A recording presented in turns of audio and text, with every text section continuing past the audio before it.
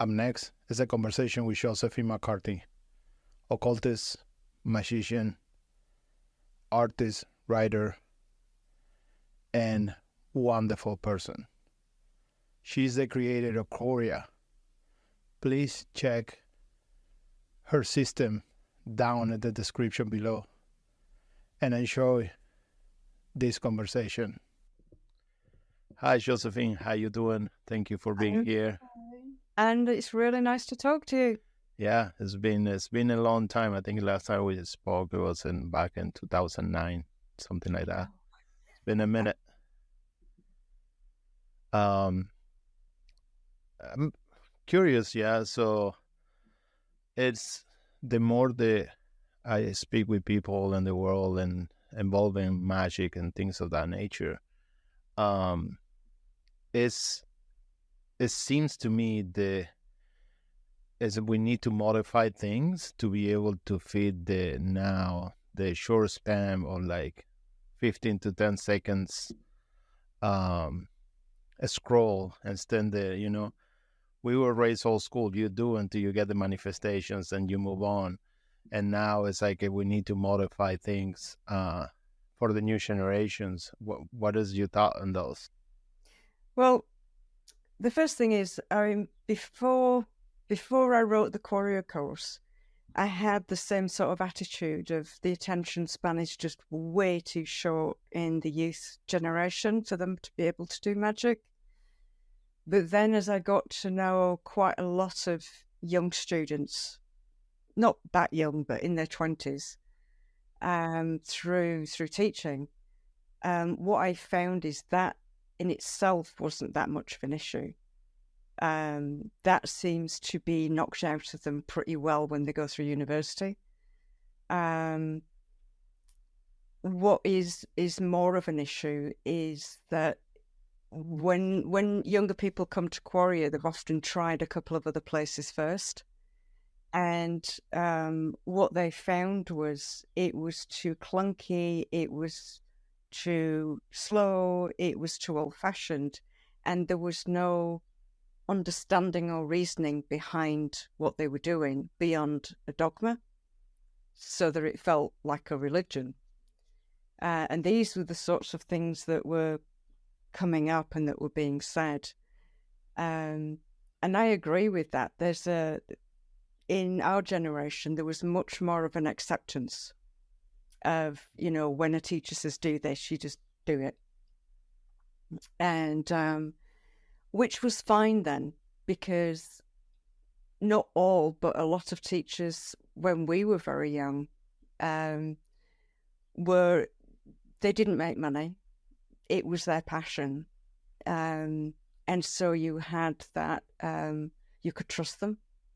And then you'd get to see their limitations. So you'd, learn what you could, and then you'd move on to another teacher who could take you a bit further.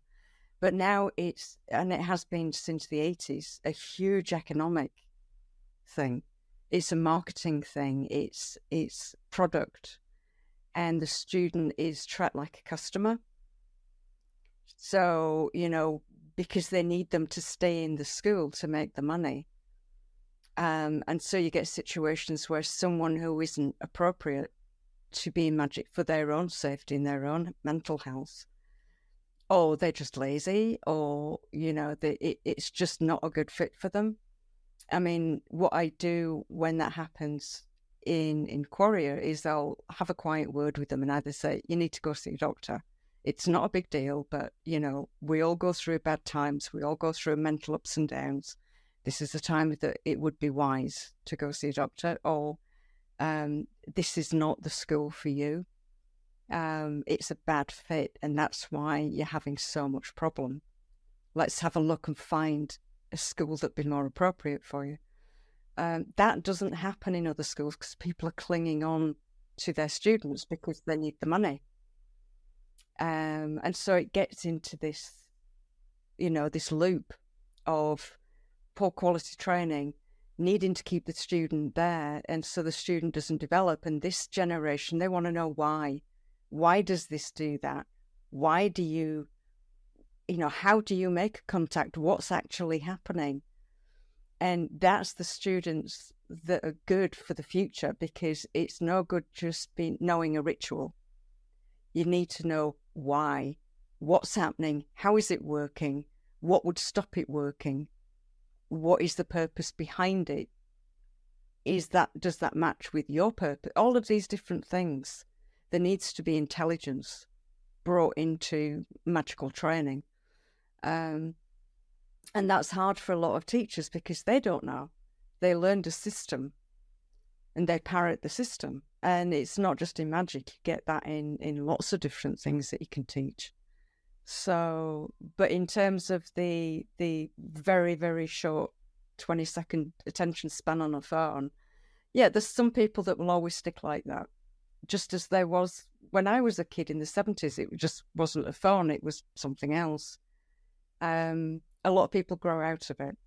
And sometimes it brings actually a faster way of thinking, because they can slow down enough to train, but they're faster at processing.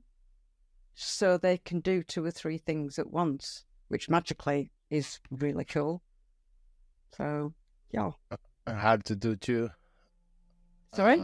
And hard to do as well. Yeah. Yes. Yeah. The interesting piece is like when I was in, it was a time in clinic where I have a lot of these people and they were healers.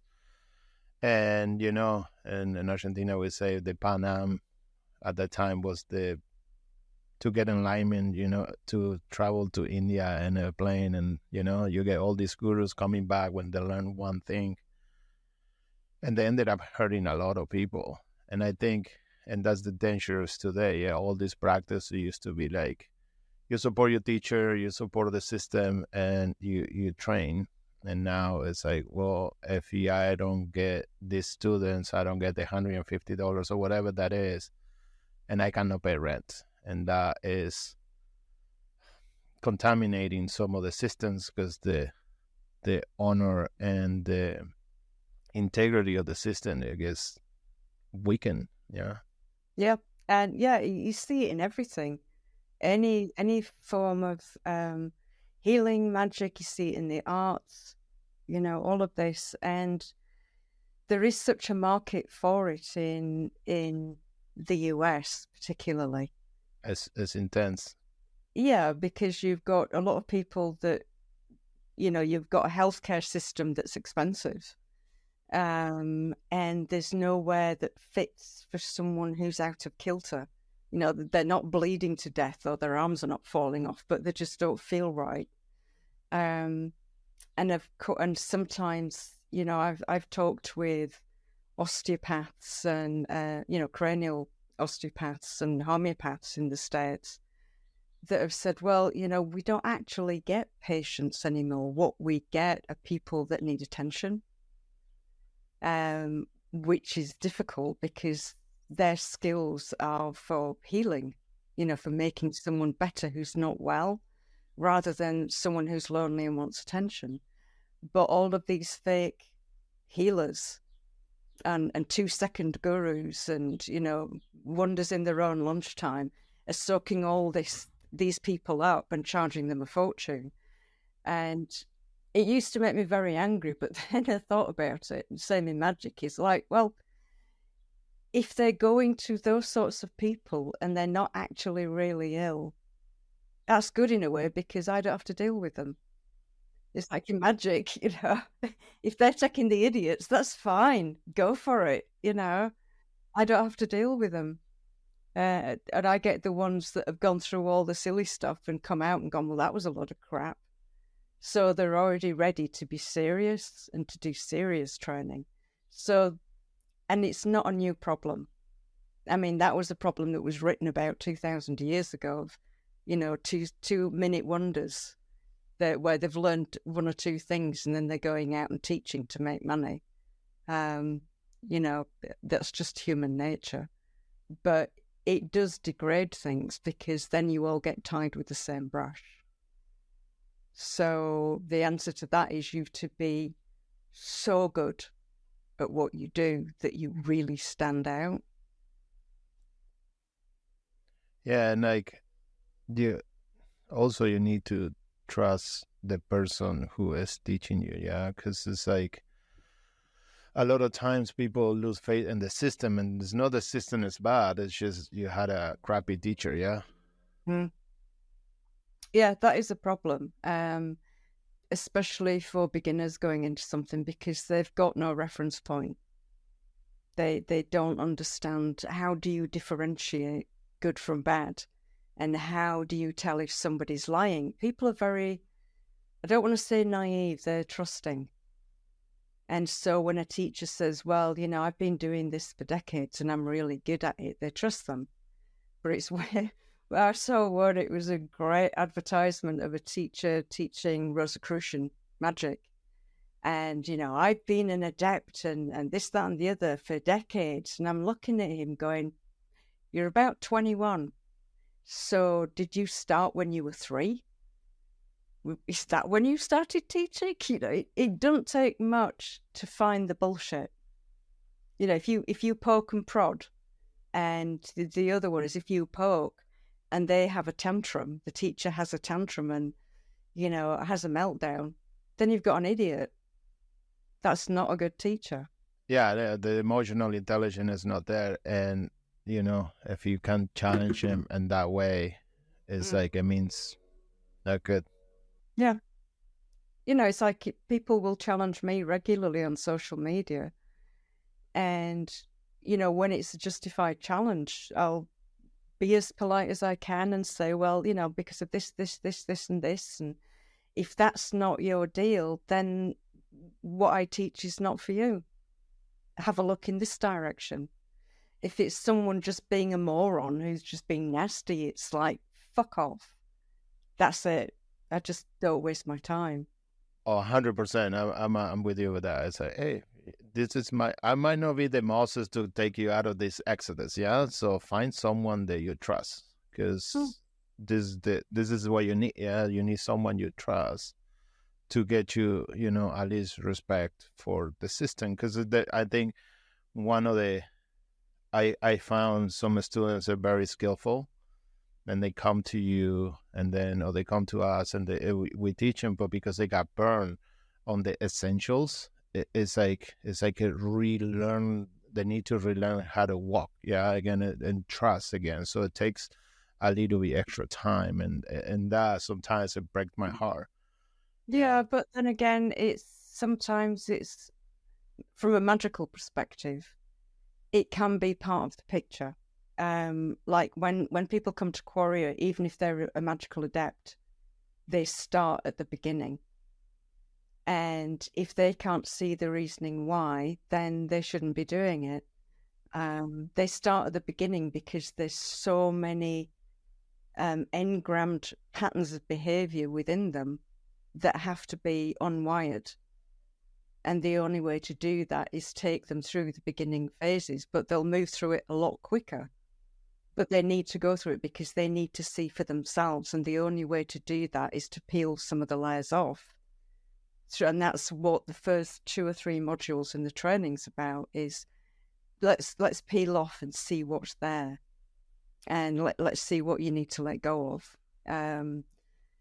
And it did used to upset me when I'd see people coming in women who'd been sexually abused in a magical school. And that's common. That's very common. It's very sad. And it's one of, I would say, for every 5 or 6 students, 4 of them will take an advantage for some sort of guru. Yeah. Yeah. And it's, then the big thing for magic is that it's genderless. 99% of it is genderless. So, anyone that says, oh, well, you have to sleep with the high priest or the high priestess, it's like, fuck off. It's total crap. You're in with a load of either idiots, very stupid people, or very abusive people, and you need to get away from that. And I suppose in the healing industry, it's even worse. Even worse. Because people go to someone because they're broken, because they need help. And, they're very vulnerable. And it's like, if I've ever had to go for a treatment, I'll make sure I know the person. And if I don't, I'm basically ready to punch someone if they even voice something that looks like, they're going to try and pull something dodgy. But it's taken me years to get to that stage of, a guy or a woman, crosses a boundary, a physical boundary.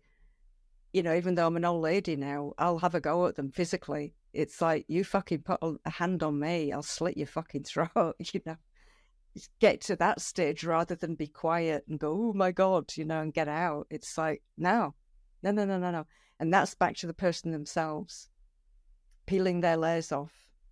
And if somebody's going for long-term therapy or long-term treatment or needs that sort of thing, the first thing they need to learn is how to stand their ground, even if it's learning a set words to say or something like that, to just put that person on the back foot and get out, and to never, ever accept that person again, even if they say, oh, I'm sorry, I'm going through a bad time. It doesn't matter.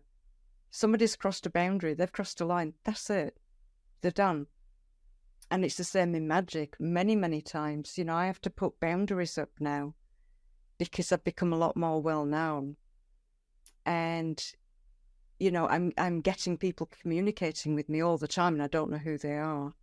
And they're wanting a piece of me, or they want me to read, the 50 pages that they've just sent me. It's like, no. That gets a difficult one, because to them it's really exciting. It's their first time of showing something to someone. And I have to be quite cruel and say, no, because A, I don't have that level of time anymore. I'm really, really busy. But also, it's a boundary. Would you walk up to someone in the street that you don't know and dump a manuscript in their hand and say, could you read this in the next day and tell me what you think, please? You don't do that. Go to a publisher with it. Yeah, it's very interesting, because it's like, if, I'm always teach my students, like, no, it's a full sentence. It doesn't have to. It doesn't have to be an explanation behind it. It's just someone say no. I say, well, they might have the reasons why, and that is what it is. Yeah, and like having the ability to set those boundaries is essential, because it's like, if they they're taking all this time for you, and then you, at the end of the day, you feel like, what happened? I'm like, well, you just been dumped into it. Yeah, because you're just walking life. Yeah, and particularly for women, learning that no is enough. Yeah. They don't have to justify. They don't have to feel guilty about it. Just no, and that's it. And again, it's like, especially for women, but also just for young people in general, when they're going into magic or they're going into Taoism, or all of these areas have abusive people within them, because they're all human. 100%. So wherever you are, you're going to get someone that's going to try something. And it's giving people the tools first to say no, as to how do you do it? How do you stand? What do you do with your body? Where do you situate yourself? And then the next stage of, you don't need to explain anything to anyone. If you say no, that means no, and that's it. 100%. And teaching people then, before they then go out to learn magic, Taoism, anything like that, is this basic personality safety, your own boundaries, learning your own boundaries. And it's when people come in to do Quareia, they'll often say, oh, it's really long course. And it's like, well, yeah, if you get... I mean, like actually, it's not that long. Oh, it'll take you years. No, I understand. But like, if I go to look for a teacher, yeah, and they tell me, oh, you can be X in this many years, and the way that we were trained is like it's gonna take you level one about 7 years, and I'm like, right, Oh, yeah. yeah, because it's like Yeah, I mean, it's you get what you when, put in. yeah. And for some people, the way I've done it, I've put it up there. It's free, it's open. Nobody needs to sign anything, do anything. They can just download it and do it. Is so that people can take it as little or as much as they want. They have to be their own cheerleader and their own discipline. But also, just the first module gives them very basic skills, including boundaries, without them even realizing that that's what they're learning. Is one of the things that they come out with at the end of the first module is learning boundaries, how to see, how to look around a corner, all of those things.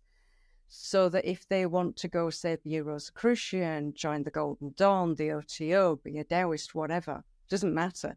They've got those little core skills that they spent a year learning.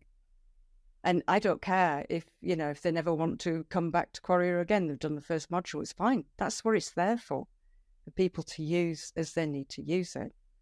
But yeah, as you say, you can see an end point in Quareia because it's all up there. And like you say, it depends what you put into it, but also not just how hard you work on it, but same in Taoism. What is it you bring to the table? 100%. How much baggage are you carrying? What weaknesses do you have that need strengthening? What strengths do you have that need lengthening out? All of these things. And then on top of that, you've got your own fate pattern.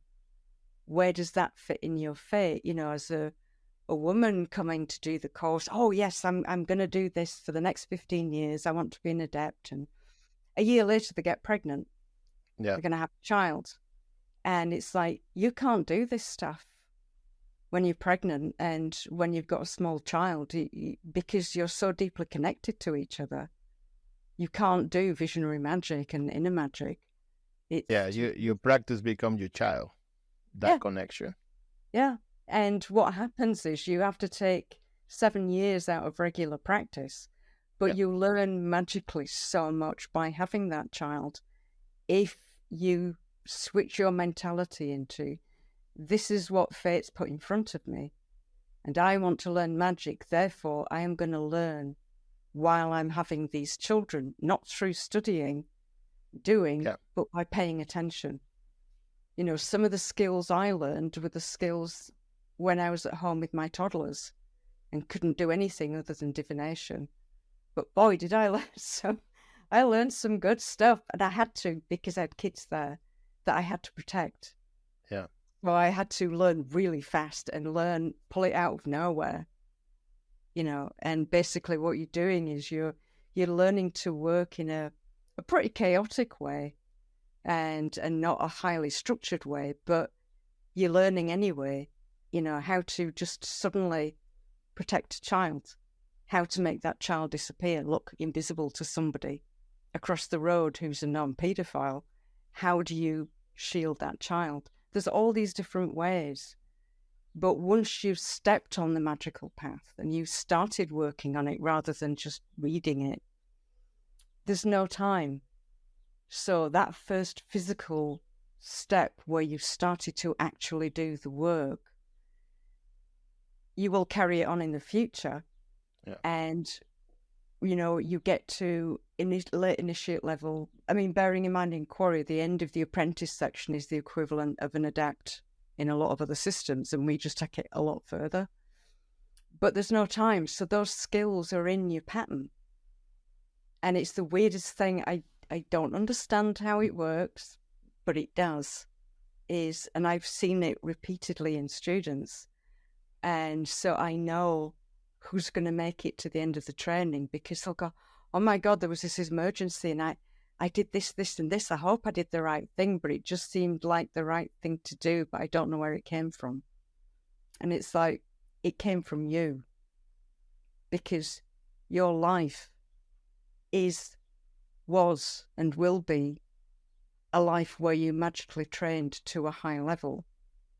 And so at any point in that life pattern, because there is actually no future, no past, once you get off the physical road, it's just like a pattern that's constantly adapting and changing. And your decisions and actions, change and shift the pattern a little bit. But when you're in need, the skills that you have 20 years in the future, 30 years in the future, are also there in the present. And people don't get this, and you can theorize about it, and it's great because there's quite a few physicists which knocks me. It makes me smile so much. There's quite a few physicists that are doing Quareia, and some of them are interesting. adept magicians who are also physicists doing it. And I come from a family of physicists and scientists, and they're all like, why are you doing this shit? You should be a scientist and blah, and all this sort of carry on. But well, you are, by using different tools. Yeah, exactly. And they don't see it that way then. But, so there's been these great conversations in Quareia about magic and time with various different types of physicists arguing about it, which is, I just sit in the sidelines and go, no, I'll sit this one out. I'll let them get on with it.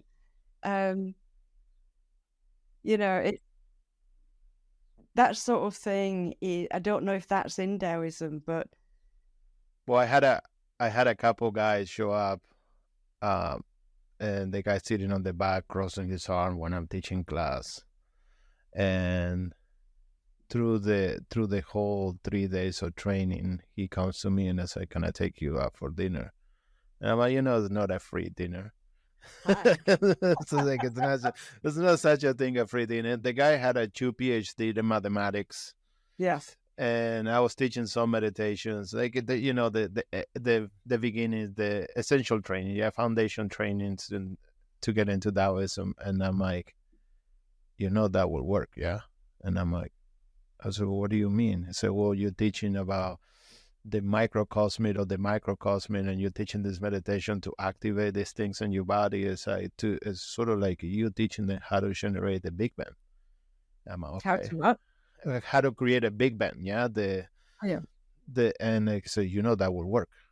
And I'm like, great, awesome. And I'm like, and then he was like, you using all this, he called it like chicken scratch, all these symbols, and we use number, but at the end of the day it's the same. And I'm like, yeah, it's just science is magic, they cannot be explained yet, yeah. So yeah. I think we're both looking at the same thing, just in completely different ways.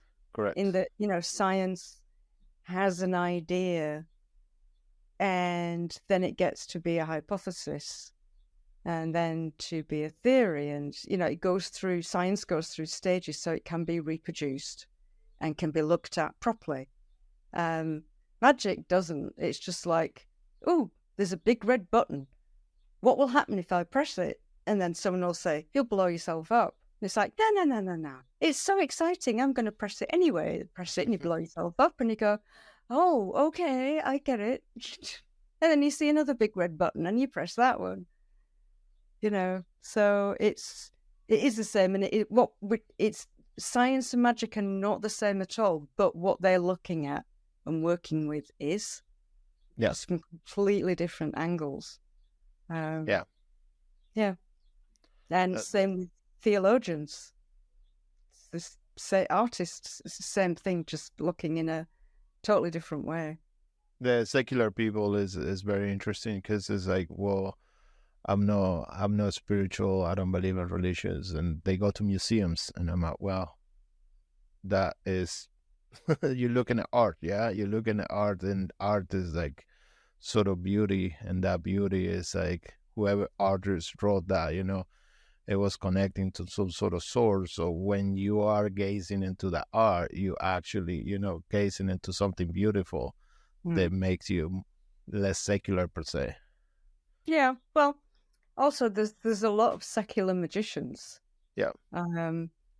And it's fine. It's just they do magic, and they work within a context with spirit beings, ancestors, all of this.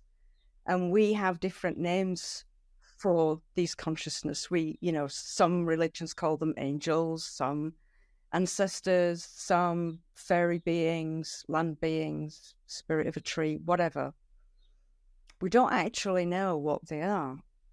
We give them a name, and we give them a little box that we can put that understanding into. But actually, we don't have a clue, really.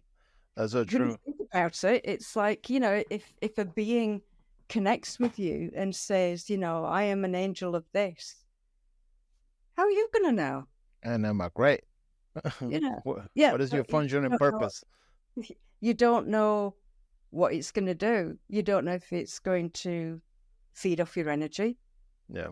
You don't know if it's just curious. You don't know if it is what it says it is. And if it is, what is our understanding of what it is, and what is it actually? Just the fact that it behaves in a particular way. Do you see what? It's difficult to speak about this, and it's difficult for people to get their heads around. But we, in sort of Christianized societies or Abrahamic societies, they see angels as messengers of God. And some people expect to see them looking sort of human and with wings. But, that's an artistic license to say, well, they can move about anywhere. If you just draw a picture of a man, it's a man. Put wings on it. Oh, it's an angel. But they put wings on it to say, to people that were illiterate, it can fly around. It can move. And it's very bright because it's not tainted. But beyond that, and the fact that, well, this book says they're from God, and some of them are destroying ones, and some of them will protect you. You really don't know. And what I try to do with students is very slowly roll back some of that programming and say, okay, well, you've read in these classical texts all these different, from Egyptian, Greek, Roman, early Christian. Let's have a look at them all. And there's a theme that runs through it of a being that has no physical manifestation, and it can be very helpful, and it can do things that we can't do. And sometimes they want something in return, and sometimes they don't, because they're doing a job. And so we start to build a relationship. But for humans to build a relationship with something, it's like we need something that looks like us that we can communicate with. And a lot of that goes right back to childhood. Is like, the cutest animals are anthropomorphized. They're made to look human and have human characteristics so that we can connect with them. And so when you then start to say, well, that deep vision that you had that just looked like a load of patterns that were interacting, and it made you feel strange, and afterwards you threw up, but that stomach problem you've been having has now gone away. And they're saying, well, what the fuck just happened?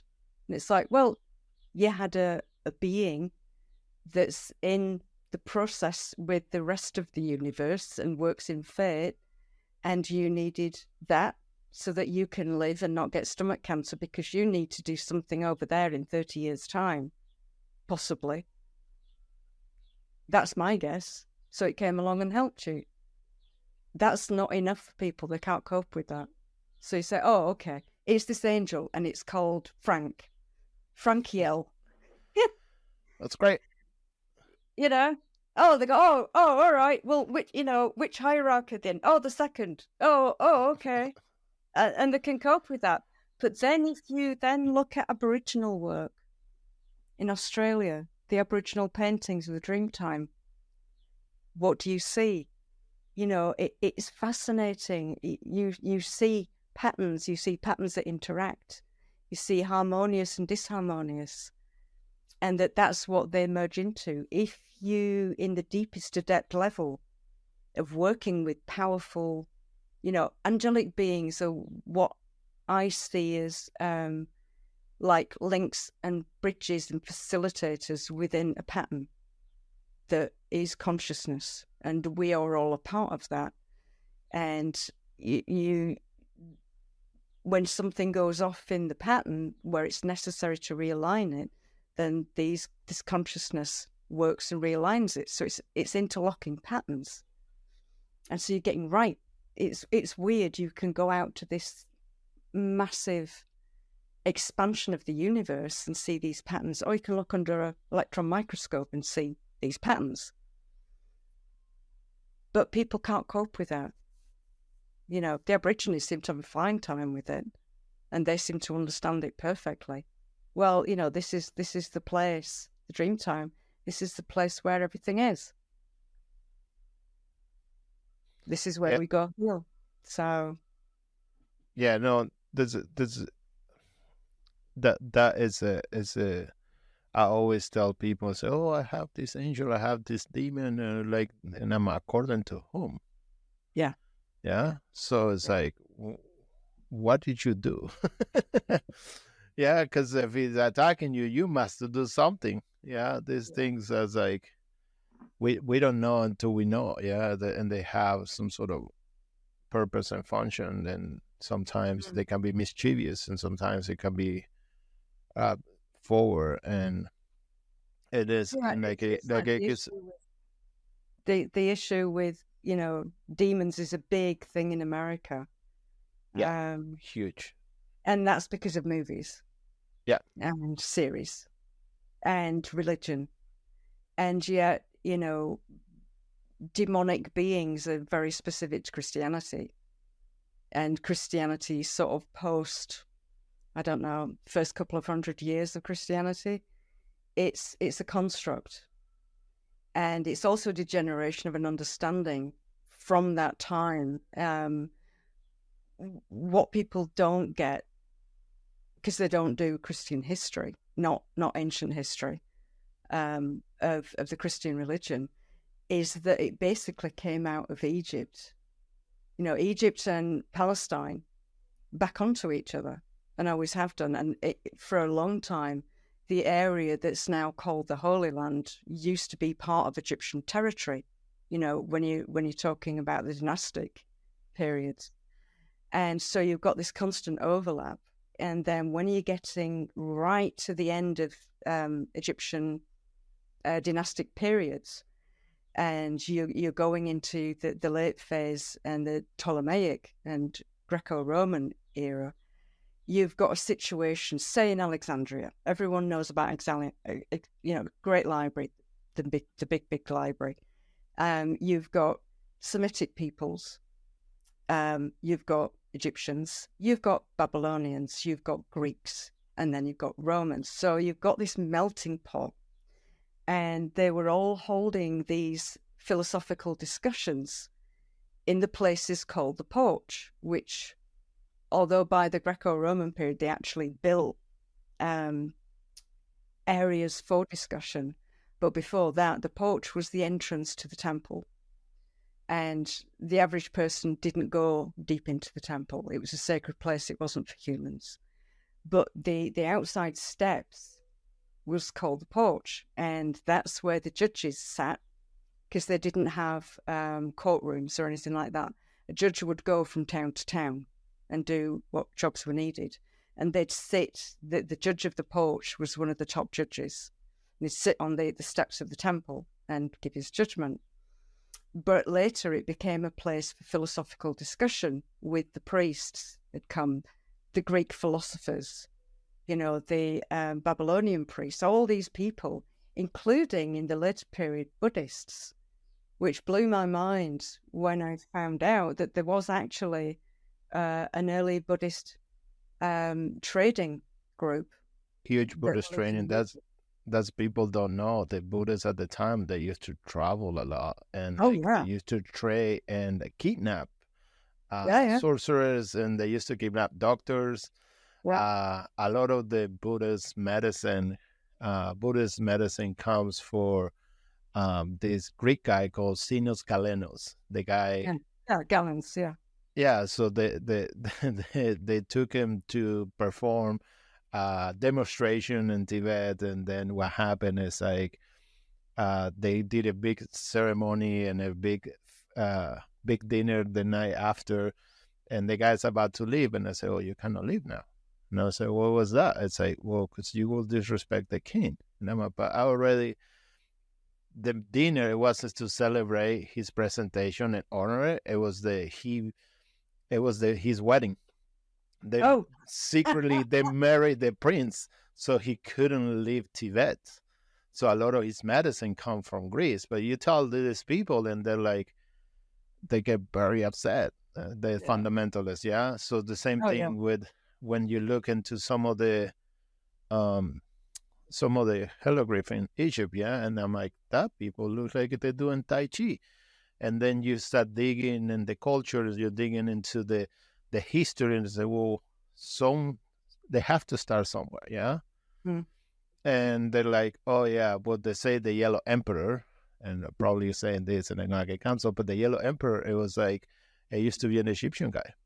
He showed up to China and start teaching old medicine and agriculture and things of that nature. But uh, people Well, they is had uh, the because Buddhism started in Afghanistan. What's now Afghanistan. Some of the earliest temples were in Afghanistan, and there was a trade route from Afghanistan down to Egypt by 3,500 BC, and they were trading lapis. Because some of the, in fact, probably earlier, but around at least we know 3,500 BC, because the Egyptians were using lapis in the statues. So there yeah, was this trade route. And, that went on for thousands of years. And you would have had, so it came through Palestine, it came through Iran, from Afghanistan, Iran, through Palestine, down into Egypt, and in reverse, because they'd also take the gold work from Egypt back to Afghanistan, and also some of the jewelers from very early phases. So you had it's like a Silk Route. yeah, It was back and forward, ideas swapping all the time, and you've got traders, and people go, oh, there was an Egyptian in Afghanistan or what's now India. It's like, well, duh, 4,000 years of tracking backwards and forwards. What do you expect? It's like in Britain, people get freaked out when they have their DNA analysis, yeah. and it'll show that, they got Syrian blood. And they'll completely freak out. And this is usually the ones that are trying to prove how English they are. So, like you do, And they'll totally freak out. And the reason that they've got Syrian blood, even though their family will track back, as white can be in England, is because the Romans, their army was a mixture of all the different nations where the empire was. And we know there were Syrians up in north of England because we got their scratchings on the walls, like so-and-so was here. There's a lot of that sort of thing and things that they left behind. And they married and stayed and had children here. There was people from North Africa here, 20 BC, 20 AD, things like that. They were back and forwards even before the Romans moved in. So, we really don't understand just how fluid the ancient world was. It's like in my father's family, because I'm Irish and both sides are Irish, and his family tracks right back. You can track the exact line back to 900 AD. And yet we've got a line that's very Middle Eastern in the blood grouping and everything, and in blood disorders. And there's a myth in Ireland of kings coming from what would now be Portugal or Spain, but very likely North African. There was Yep. for the silver and the gold. The Irish gold was absolutely loved in the Near East, and the area that I live now in Dartmoor is tin and silver. And we know that people from the Near East came here 2,000 years ago because, again, they left stuff behind. And we know where they also took some pottery while, for the ships and this, that, and the other, ends up in Syria and places like that. So and people don't get that. So when they're looking at concepts in magic and belief systems, particularly with Christianity, they look at it as this isolated thing that is very easy to understand, and that Jesus was white and had blue eyes and white teeth, and he wore Birkenstock shoes and blonde hair. Don't forget the blonde hair. Long hair and a beard and a nice crop, and he will have had long hair and a beard, but he wouldn't have been white, and they'll bend themselves backwards and forwards, and it's like he could have had blue eyes. Yeah, blue eyes were around 10,000 years, especially in that area. Possible, yeah. But, he will have been dark because he was Middle Eastern. And with that comes also the culture and the religion and the parts of Christianity and Judaism that predate, that we see in very ancient funeral texts. You can see the concepts of very early Christianity, some of the, with Judaism, it developed slowly over time, but you can see where bits were taken from Babylonian and from Egyptian, which is perfectly fine. People go, no, it's pure, it's straight from God. It's like, oh, give it a fucking rest. It's like people would have had to be so dumb when they see something that's really good to not use it. 100%. Especially in those days, yeah? Yeah. We're trying to build a society. You think, okay, if you go with the narrative, Moses came out of Egypt, and spent 40 years with hundreds of people wandering around in a pathway that takes 10 days to walk. That's the other thing. It doesn't actually take that long to walk from Egypt, from the Delta region, to the Canaanite territories. 2 weeks at a push, not 40 years, which is an interesting. It's like, what's behind that? There'll be a narrative to that. There'll be a story behind that at that time they will have understood. Like 1, 2, 3 lots. How many kids have you got? Lots. Well, actually 4, but I can't count to 4, so it's 1, 2, 3 lots. I've got lots. See what I'm saying? This is how things evolve, and they pick up bits here and they pick up bits there. And for a committed Christian to look at this from an American perspective can be very shocking, but it shouldn't be. It shows you that it was a living religion that took things and absorbed them and found ways to talk to God. And, that Jesus was a Jew. He wasn't a Christian. And he was a committed Jew. He wasn't trying to make Christianity. You couldn't be a Christian unless you were Jewish in the first instances. And he grew up in Egypt.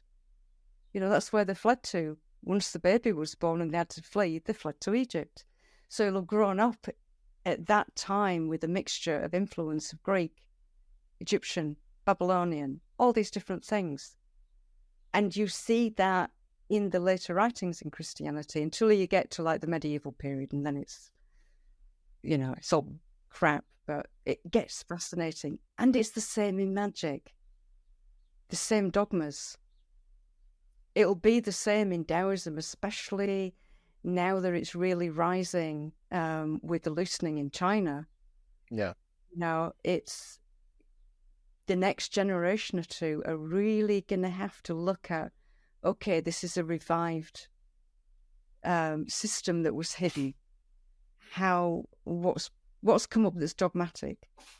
What's come up that needs to flex and bend and grow and evolve? That sort of thing. And it's these young generations that are going to need to have the skills to look at that. And that's what I'm trying to do in magic, is give them the skills to see what needs to bend and flex and evolve. Yeah, I'm agreeing with you 100. That's my whole thing. Yeah, it's like, okay, this is like how we can prepare, because I have a lot of faith in the upcoming generation. I've been noticing a pattern that's different for what we have up to this point. And it's like, well, how can I help you to think?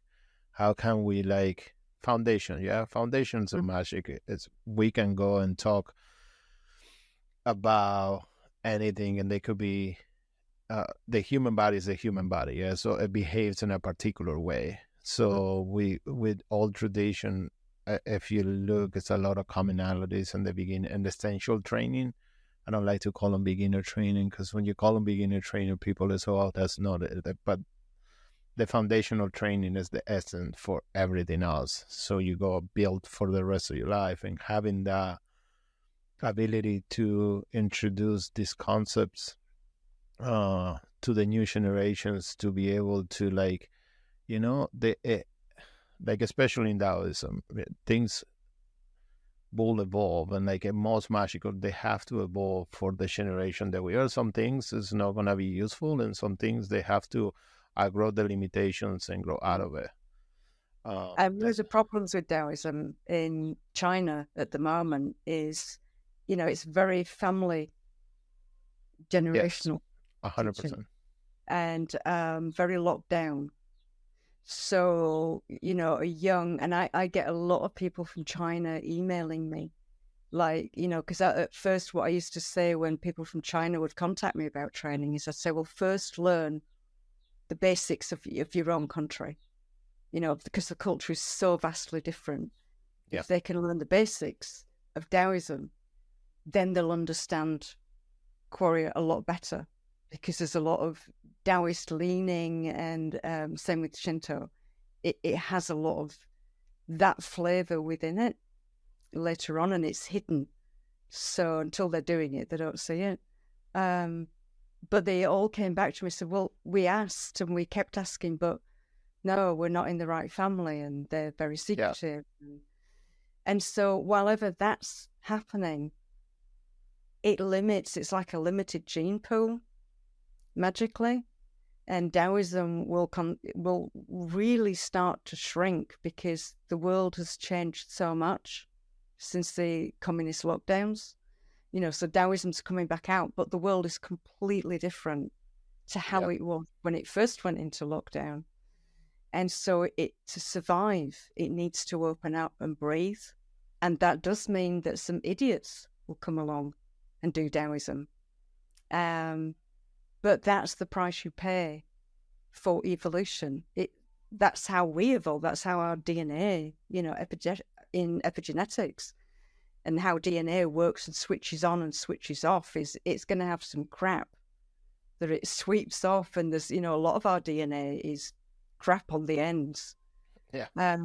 It's ballast, basically. You need that crappy ballast in anything.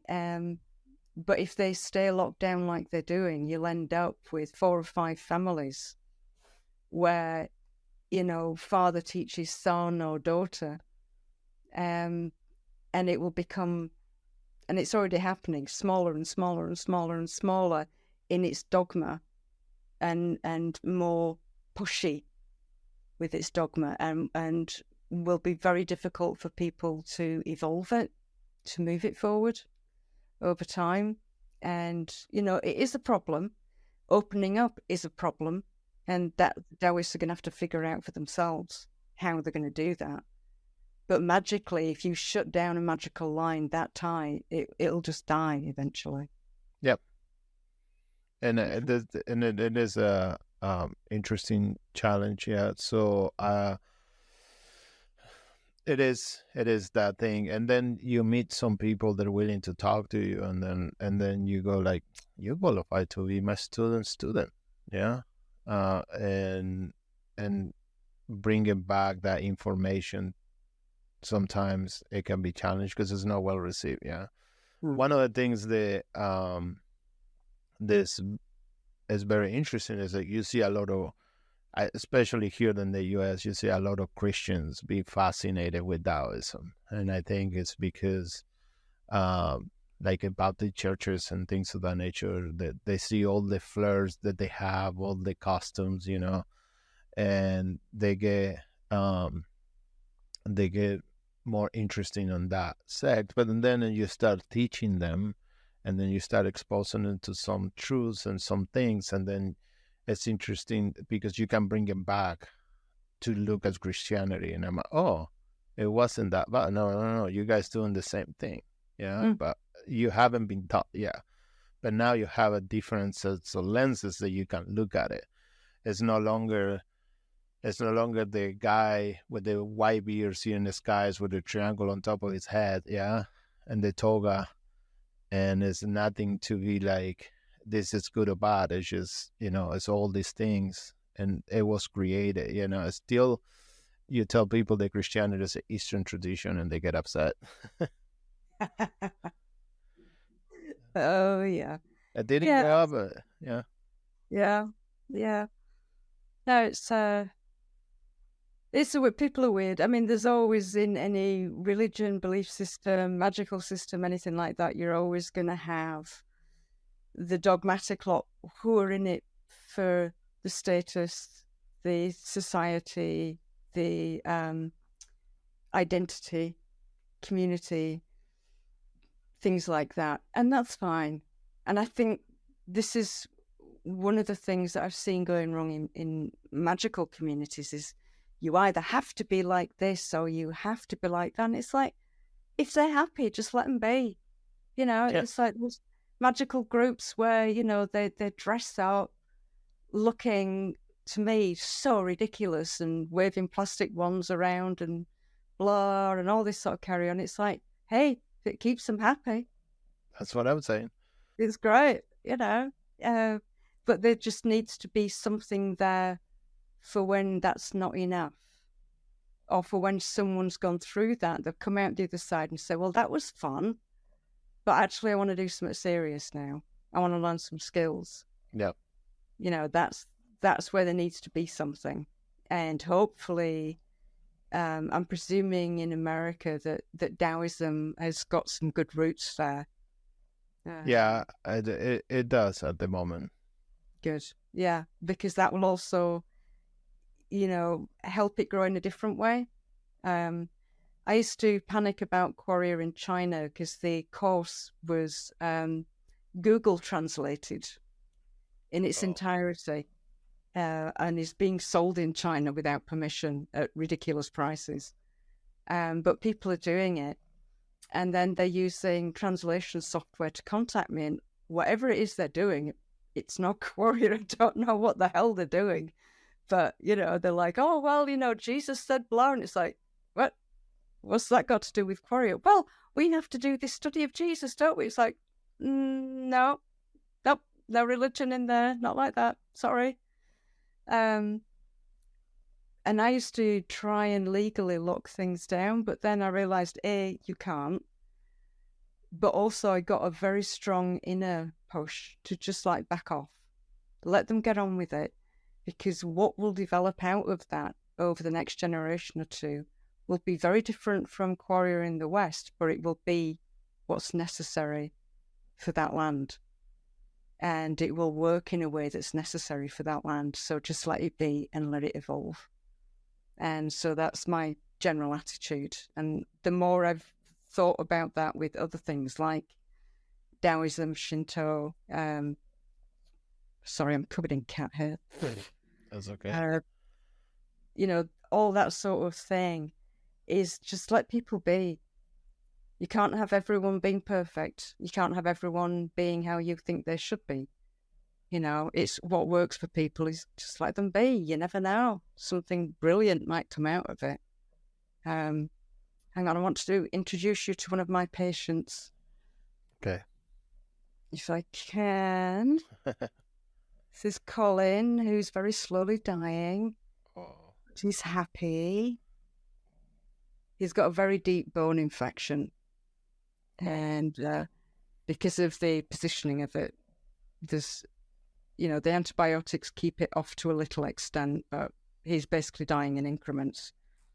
And he was getting so much pain that we found a special cream made from a plant that's illegal in a lot of places, except in some states in America. And rub it around his skull once a day. And within 10 minutes, he's happy as Larry. Wow. It's like, oh, this is such a good place. I love you, chair. I love you, door. Just imagine what plant it is. And he's doing very well. So I'm hoping slowly he will just drift in his sleep. I mean, if not, we'd have to take him to the vet to have him put through the great cat flap in the sky. But I'm hoping that he will just slowly drift. But Wow. very magical cat, though. And that's the other thing with magic, is animals. Yeah. They will do it with you, and they know what's going on. Oh, I used to have a cat. So I had a big tank of Vajacolaya. And at the time, I used to go do my morning practice and then come back to the house. And when I come back to the house, the cat will stand and for an hour every day, it will stand in front of the tank and cry. Oh. And I'm like, I don't know what you done in the previous life, but hey, let me know whatever you need to support you. Yeah. Yeah. Yeah. Oh. Yeah. Yeah. This is one very magical guy. I've got another. We've got 3 cats, and one is like Ken from Barbie and Ken. He's just a macho man who goes around and chats up the women, human or otherwise. And a female who's the matriarch. She's a big Siberian cat. And then there's Colin, who was a rescue. And when we took him on when he was a few months old, they expected him to live till he was about 3. And he's 14 now. Oh, wow. He's doing well with magic and cranial work and homeopathy and anything else we can throw at him. He's doing very well. It's amazing how animals respond to all these holistic practices better. This is nature. And they understand it pretty well. Yeah. Well, they've got a lot of vital force. I mean, if you think of the average human that's in their 50s and onwards, you've got a lifetime of pretty toxic food, overwork, toxic environment that they have to work in, lots of steroids, all that sort of thing, for various illnesses, symptomatic pictures, for just attacking symptomatic pictures. And so by the time they get in their 50s, when you put your hands on them, the vital force is weak and disturbed. So it's very difficult to treat them. Whereas animals often are not like that. You put your hands on and you can feel the vital force, and you can feel where it's out of kilter and start moving it back into position. I mean, I worked on animals since I was a teenager, and I was doing it naturally to start with. I had no idea what I was doing. I just knew that I could do something. And so I'd do it, and it'd work, but I didn't know why or how. And then in my 30s, my early 30s, I met up with a homeopath, and I considered it to be a pile of absolute bullshit. And someone paid for me to have a session. It was like, yeah, whatever. And this is so crap. And you're going to give me this little pill that's just sugar and it's not going to do anything. Yeah, whatever. And I took this remedy, and 2 days later, my whole skin on my face went covered in a rash and all sorts, which she told me would happen. I was like, yeah, of course it is going to do. It's like, holy fuck. And So I worked with her for a good couple of years, and then it's like, I need to learn how this works. I want to know what's going on here, and there is, because it's magical. It's not allopathic. You can't explain it in science. You might be these days able to look at it in physics, but certainly not in biology. And the homeopath wanted to learn card divination, tarot. Okay. So we did this swap. She became my tarot apprentice. I became a homeopathy apprentice. And she was very, very good. She was decades of practice. And so I learned that. And then through that, I went to an osteopath. When I was a teenager, I came off a motorbike and got quite a lot of bad injuries. And the ballet training had kept my body together for years. But then as I got older, the joints started drifting. And someone says, "Oh, you've got to try this osteopath." And he was like, "What? He just puts his hands on you and don't move?" Yeah. So, okay. Again, they paid for it. Laid me down on the table. Put his hands on my head. Sat there for half an hour, just twiddling about with my head. And I was like, God, I need a job like this. You know, getting paid £70 an hour to just sit there and twiddle people's scalp. I can do that. Give me a job.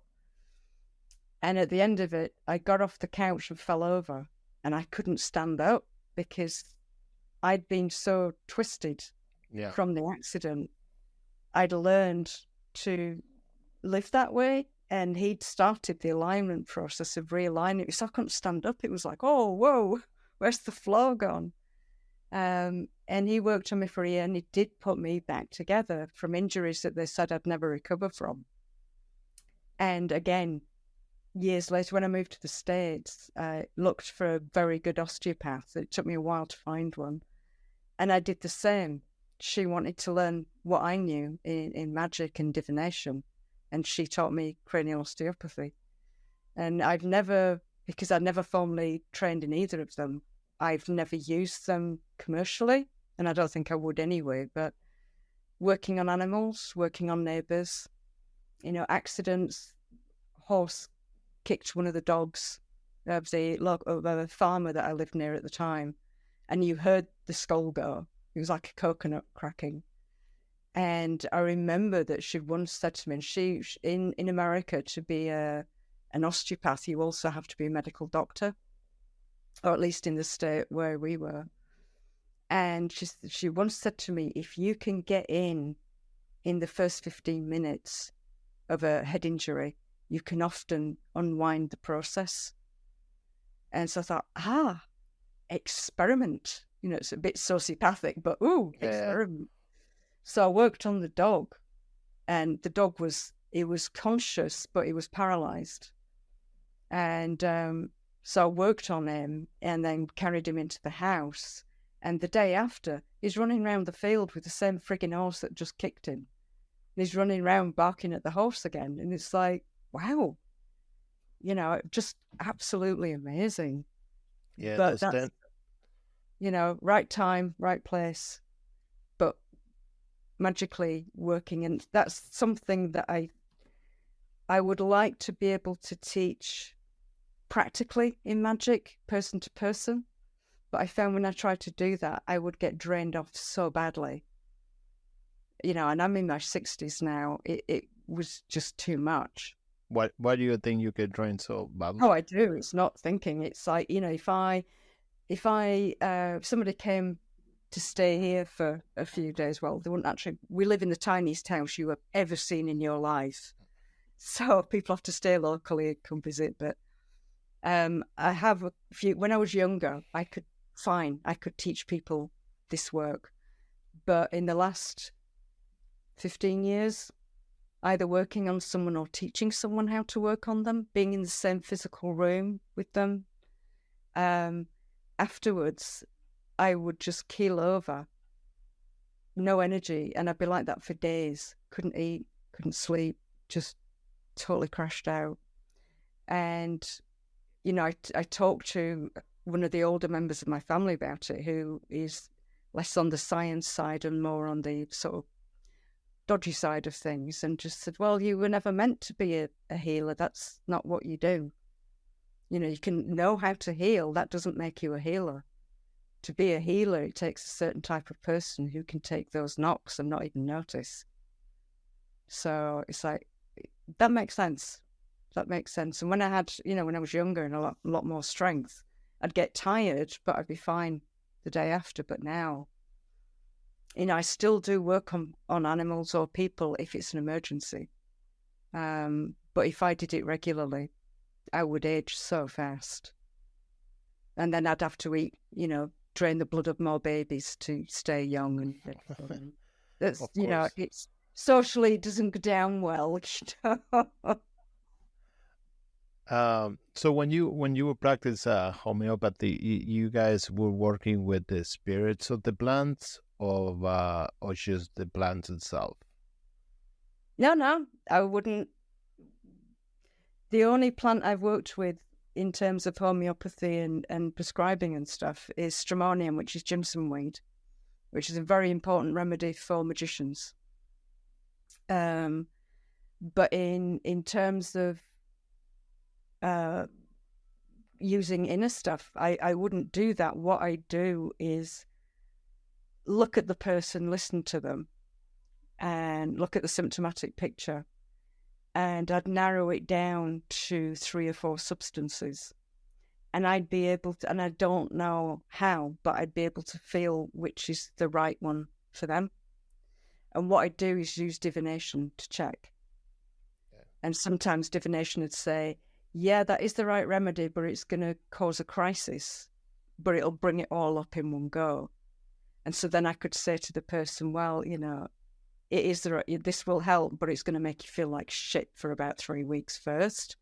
Do you want to go down that route, or do you want to go down a gentler route? And that's about as magical as it would get. You know, it's from do you body work on people? Do you physically work on people? Yeah. Right. So it's like if you imagine somebody who's hypermobile, you know, where their joints go way beyond where they should go because their ligaments are too lax. Yeah. It'd be like giving them stretching exercises to make those ligaments even more stretchy. If I went into the plant consciousness to work with someone in homeopathy, it would be too much. It's like going for information that I don't actually need. All I need to do is know that that substance for that person at that set time that feels that way is the right plug and plug socket. But again, it takes so much time and energy that it's not viable as a healing modality in general, because it just takes so much time and so much energy. But it's fascinating to work with, you know, and particularly with stuff where it's a real illness, or it's not a real illness, where it's a physical acute issue. Yeah. You know, a broken bone, things like that, where the bone has been set, but now it needs to heal in a specific way because they're an athlete. So working in that way, that sort of thing, or an acute infection where they're allergic to all the antibiotics and, you know, they don't have health insurance. I used to, when I lived on the reservation in Montana, that used to happen quite a lot, is babies and children that were very sick and they didn't have any medical insurance. You have this weird situation where you can be from 4 different tribes, have no white blood, but you're not considered a tribal member because of all the different tribes' blood quantum. Really bizarre. So you get someone with no health insurance in the middle of the wilderness, basically. And, you know, they'd say, could you do this? And I knew that it was irresponsible and that really they should be calling a helicopter out and taking this child into hospital, but that was not going to happen at all. So I'd do my best to try and stop that child from dying. And it was, especially with babies, it worked really, really well. So yeah, but it's like everything else like that. For me, it's a side issue in magic. It's a side thing that I do because that's not what I'm supposed to be doing. What I'm supposed to be doing is teaching. teaching doesn't drain me in that way. So it's like you can get a healer who's a brilliant healer. It doesn't hit them, but teaching it drains them, and they're maybe not a good communicator or whatever. So it's like I expect a magician to be able to heal, to be able to exercise, to be able to teach, to be able to do long-term fate projects, all of that sort of thing, do in a construction. But I don't expect them to be adept at all of them. They need to be functional in those things, and then maybe really good at one. So, and especially in communication today. You can you see, I would see some healers that is like, oh my God, you should, and then they start talking and they lose all the students because and I'm like, no, you shouldn't say those things. Like bring it down. It's like they're not stupid. They're just like they're learning. Just stick your mouth, do your job. The naturals in particular is like, I mean, took a few under the wing, and I'm like, whoa, and I'm like, correct me when I'm wrong, and I'm like, but that doesn't help anyone. It's like you have these abilities, and my whole thing when I get a natural, so it's like, okay, now you get the manifestations right away, Your job is going back and deconstruct how to get there. How do you get there, and like find out some of the things, because it will help you. It will help you with helping others, I think. And naturals are very interesting people. So one of the things that I want to talk to you about, because I didn't know this until a bunch of people brought it out to me in the past year or so. You wrote the Exorcist Handbook, I think, back in 2011 or something like that, 2012, 2011? I actually wrote it in 2009. 2009. Yeah. Yeah, and I hear you before talking about, like, you probably won't write that book again just because, I understand up to a point the reasons that you wrote it, so it's like, it's only one of you, and you can help as many people as you can, but if you put it down, you will be able to help more people. Or I think that was your original idea, and then you realized many people use that as the first book into learning some esoteric training. Yeah, I mean, I was really naive when I first started writing. When I came back to Britain and got the environment that I could sit down and actually write, and I'd finished working as an exorcist because, again, it would drain me so badly and impact me physically, mentally, emotionally, and everything. You can only do that for so long. And so what I was trying to do was write a guidance book for magicians who were already working in certain areas. And so they'd pick up on what I was saying and be able to use it. Whereas to a beginner reading it, they'd say, well, you don't explain how to do that. You just tell them. You just say, oh, well, you have to do that, but you don't explain how. It's like, well, you should now. And I was expecting the book to only be bought by a handful of people who were doing this sort of thing. It never occurred to me in my wildest dreams that people would actually pick it up off a bookshelf and read it or buy it. It's like, are you nuts? It's like, it's a specialist book that's also written in humor. And what happened from that is that I started to get a lot of emails, messages, and letters of people who thought they had a demon, or they were possessed, or this, that, and the other. And it got to a point, it was like 20 or 30 a day. Because at first I tried to give as best advice as I could to a beginner, but it's really not something that a beginner should be playing with. And And so what I do is give them the information of how to get clean and then go see a doctor and get that bit out the way first and then take it from there. And they'd want referrals, but it's like, I'm not going to do that because I don't know who to refer them to, for one. And everyone that I did know was at the same age as me, and they were all backing out slowly but surely. And it got to a point in the last 2 or 3 years that I saw that people were actually damaging themselves from this book. In that they wouldn't go get mental health care that they needed because they'd read this book and decided that they were possessed. They were not ill, which 99% of the time it was mental illness. Yeah. And these people were suffering. And then I started to get people turning up in my village. I live in the middle of nowhere, and it's very difficult to find me, even if you knew where I was. The way my house is situated and everything, it's virtually impossible to find me unless I actually gave you an address. One guy had wandered around every village in Dartmoor, which is a lot of villages in a very remote area, looking for me. And it's like you get strangers. You don't know whether they're a nutcase. You don't know whether they can kill you. Because I've had a lot of threats in the past from the far right. I've had, threats from fundamentalist Christians, all this sort of thing. And it's like, I just don't have time for that.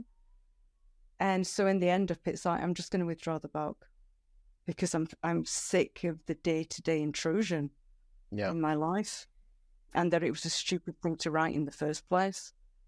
And that it should be buried. The information should be buried somewhere else where they have to get through work to find it, so that they know what they're looking at without it being said. Well, if you make it feel any better, it was very useful for me. And I appreciate your humor. It's like the other day, my wife, I was listening to a podcast of you that you did a couple of years ago. My wife started laughing, and I'm like, "Why are you laughing?" And say, "She sounds like you, but a female version of you with a British accent. It's kind of funny." And I'm like, "Okay, thanks." Yeah, no, I understand. It's like, and especially when those individuals, they show up. I don't have my address anywhere, yeah. So, and they show up at my door and say, "How do you got my phone number?" They're very committed when it comes to that, but they don't want to hear that piece. They don't want to hear this. Hey, what did the doctor says? Yeah, no, they don't want to hear that. And like this guy had gone from post office to post office in each village. Wow. And so I realized that was a weakness in the village, having the post office there. Post office is gone now. They just suddenly closed down and left. I wonder what happened. Yeah. Like it's all special forces. Yeah. So, because it was also, it's unfortunate because it was also a village shop. So now if you want a bottle of milk, you can't just pop out. You have to drive for 40 minutes to go get a bottle of milk, to get anywhere in civilization. Yeah. But yeah, it was like, no. Because the lady at the post office, he'd gone into the post office, she called me, she says, "Oh, do you want me to send him up to the house?" He was like, "No, for God's sake." Of course, that lady. Yeah, it's, people wandering around. "Oh, I'm here. I've come to Dartmoor. Where are you?" And it's like, what the fuck, Yeah. So, and that was all from the Exorcist book. And I think it's like, especially here in the States, it's like Hollywood making believe a story that don't believe what the movie says. Yeah, this is not glamorous. No one who wants to do this wants to do it. It's just like that's their calling, yeah. So they don't have a choice. Yeah. And the majority of people that contact or used to contact me, and when I was contactable and come looking for me, were people who felt that they were possessed. Yeah. And some people flew halfway around the world, which is very sad. And, there was one guy, there was nothing I could do for him because, it was an inner thing that was happening, but it was genetic. It was in his family line. So there's nothing you can do. You just got to learn to live with it. But it's just that intrusion. It's like you don't want, if you needed a valve replacing in your heart or a stent put in, you don't want an 88-year-old heart surgeon with shaky hands doing your surgery. You want a working surgeon who's 45, who's fit, healthy, on the ball, and can do his job.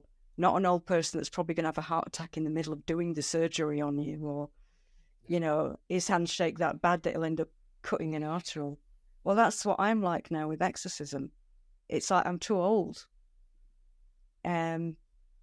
Just not going to go there. And, people, they'll beg, they'll offer huge amounts of money, or they'll threaten. And it's like, you could offer me millions. I'm not going to do it because of the effect it has on me. Yes, but no one else can help me. It's not my problem. And that's a hard one for people to understand, is that boundary. At the end of the day, it isn't my problem. I'm not there to fix you. You have to go somewhere else. Just as if you decided that you needed a triple heart bypass, you wouldn't look up a heart surgeon's address, go knock on his door. And if he says, well, I've been retired for 20 years, you go, no, but I'm, you're going to do it. I want you to do it. You wouldn't do that. Yeah. So, yeah. So I had it withdrawn. It won't go back into print anywhere. And it's done its damage, so now it can go to sleep. And hopefully, I'm learning as I'm writing now. I'm finding, because I'm working on something at the moment on a book, and it's slow because I'm also editing the course all the way through. We're just doing a cleanup of it. So the writing is very slow, but I'm finding myself oh, no, if I say that, I'm going to have someone turning up at my door. So I'm having to reword how I put things, and also maybe put it in a way which helps them discover it for themselves and do it themselves. Do you see what I mean? Yeah, 100%. So teaching to be self-sufficient. Yeah. And being able to not be able to counting on you for everything. Yeah, it's like teaching a child. It's like, hey, I'm not gonna be here, or and how can I help you for you to build self-sufficient when I'm not here? And I think that's for us that we have students. It's sort of the same idea. Yeah, there's just little kids and big bodies, and sometimes you have to meet them where they are. Yeah. Well, that is the whole thing with Quareia. There's no teacher. You have the information there. You have the instructions of what you need to do, and get on with it. Put your big girl knickers on and get on with it. And you're going to make mistakes and you're going to hurt yourself, but that's fine. Because I'm not going to be here forever. And I don't want a situation where you have what I've put together and built up being taken then on by someone who wants to be the emperor or the empress, or the guru or anything like that, and monetize and destroy it. They have to learn as individuals, be a grown-up. Everything that you need is in that course if you do the work. If you don't understand it, take it slower, go back and do it again, come back to it a few times. But it's all there. You don't need anyone else. I do mentoring at the moment for initiates and adepts, and they think I'm going to teach them. That's not what I do. All I do is make sure they've understood what they've done. And if they've understood it, it's like, oh, good, right, go on, move on, do the next bit. That's it. And because there's no money involved, I can't say, I want my money's worth. It's free. Yeah. It's like, get on with it. Do it yourself. So that's one of the challenges, to tell the students to say, hey, we are the source of all possibilities. So you have everything that you need.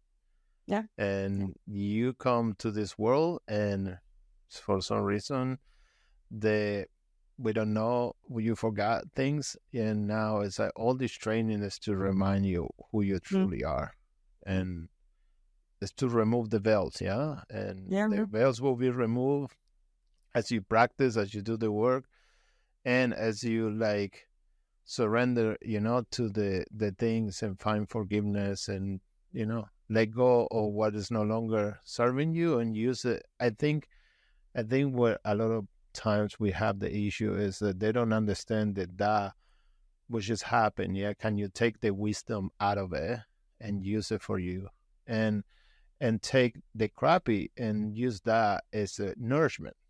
Because if you grab a lotus flower, it's just sitting on the lake on top of it, and it's beautiful. But if you dig into the root, it's growing in shit.